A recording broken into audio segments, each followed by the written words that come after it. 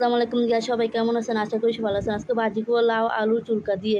প্রথমে তেলে পেঁয়াজ কুচি, রসুন বাটা, কাঁচামরিচ দিয়ে দিব। তারপরে হলুদের গুঁড়া, ধনিয়ার গুঁড়ো দিয়ে লবণ দিয়ে কষিয়ে নিব। তারপরে দিয়ে দিব লাউ চুলকা গুঁড়া।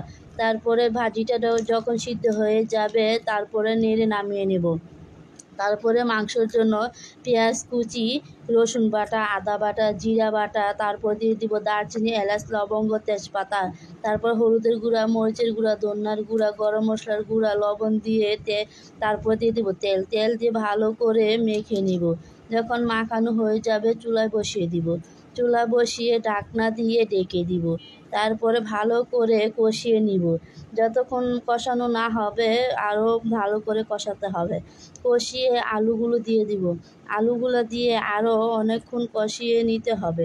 কষানোর পরে যখন আলুটা মাংসটা সিদ্ধ হয়ে যাবে তারপরে ঝোল দিয়ে দিব। ঝোলটা যখন বলক আসবে নেড়ে দেখব মাংসটা সিদ্ধ হয়েছে কিনা। যখন মাংসটা সিদ্ধ হয়ে যাবে তারপরে দিয়ে দিব ধনিয়ার গুঁড়া, গরম মশলার গুঁড়া, জিরার গুঁড়া দিয়ে আরও কিছুক্ষণ জাল করে নেব। জাল করার পরে যখন জিরার গুঁড়ার গরম মশলার গুঁড়ার ফ্লেভারটা বের হয়ে যাবে তারপর নামিয়ে নেব। গাইস দেখেন তরকারিটা কি সুন্দর হয়েছে। ধন্যবাদ সবাইকে। ভালো থাকবেন, সুস্থ থাকবেন। আল্লাহ হাফেজ।